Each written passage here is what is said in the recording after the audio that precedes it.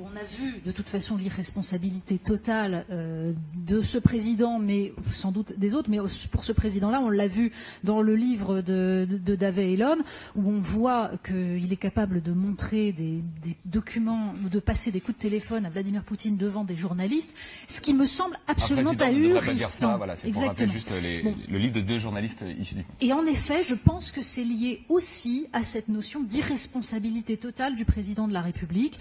En gros, c'est une carrière, c'est un curriculum, et une fois qu'on a atteint le sommet, eh ben, on a gagné le pompon, la queue du Mickey, on est content, et on se fiche de savoir exactement ce qu'on incarne. Et en effet, je pense que les institutions viciées de la Ve République aboutissent à ça, et je partage totalement ce que vous disiez tout à l'heure, Juan, sur la question des...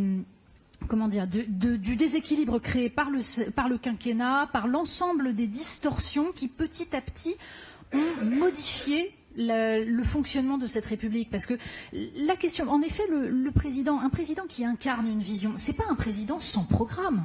Le problème n'est pas programme ou pas programme, d'autant plus qu'on a actuellement dans cette élection des candidats, en effet, dont on dit qu'ils n'ont pas de programme, alors qu'ils en ont un très clair. C'est simplement qu'il suffit de regarder leurs options économiques pour savoir où est le programme économique.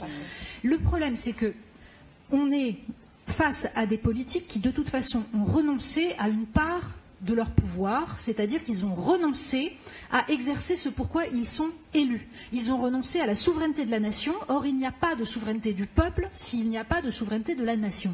Donc, à partir du moment où ils ont décidé qu'il y avait des choses sur lesquelles ils n'agiraient pas, comme par exemple de remettre en cause les règles économiques de la Banque centrale européenne, de l'ensemble de la Commission européenne, à partir du moment où on n'agit pas sur la globalisation néolibérale, c'est sûr qu'on est privé de tout, alors qu'ils auraient le pouvoir de le faire. C'est une question de volonté politique. Oui.